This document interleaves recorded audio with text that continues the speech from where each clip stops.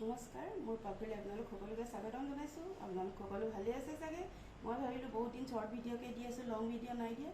আজি এটা long video' দিম বুলি আগবাঢ়িছোঁ। কিনো বনাব লৈছোঁ আপোনালোকক তাকে দেখাবলৈ আগবাঢ়িছোঁ।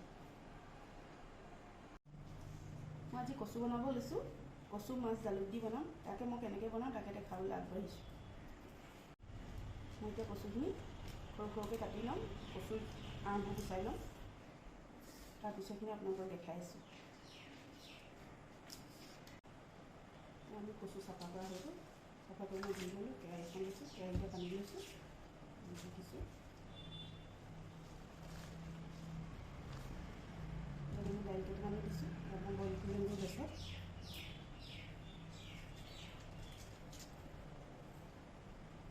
আমাৰ কেৰাহীত দি লৈছোঁ। এতিয়া গেছৰ ওপৰত কেৰাহীখন তুলি ল'ম, দাইলখিনি বইল কৰি ল'ম। কচু দাইলখিনি বইল হৈ যাব। দাইল বইল হৈয়ে গৈছে।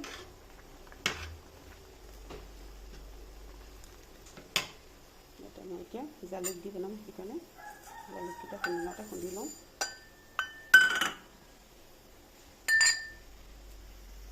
কেৰাহীত তেল দি দিছোঁ। এতিয়া নহৰু জলকীয়া দি দিছোঁ। ইয়াতে মই তেজপাত কেইখিলাও দি দিছোঁ। মই ইয়াত আদা পিঁয়াজ দি দিছোঁ। এতিয়া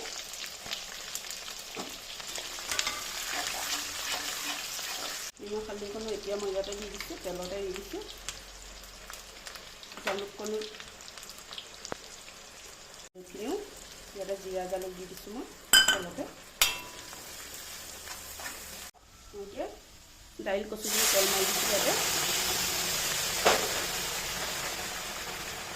মই এতিয়া এই মাছখিনি ভাজি থৈছিলোঁ।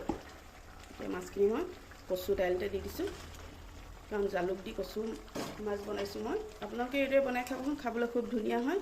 মোৰ ভিডিঅ'বোৰ যদি চাই ভাল লাগে আপোনালোকে লাইক কৰিব, কমেণ্ট কৰিব, শ্বেয়াৰ কৰিব। মোৰ কচু আঞ্জা ৰেডি হৈ গ'ল। আপোনালোকে এইদৰে বনাই খাব।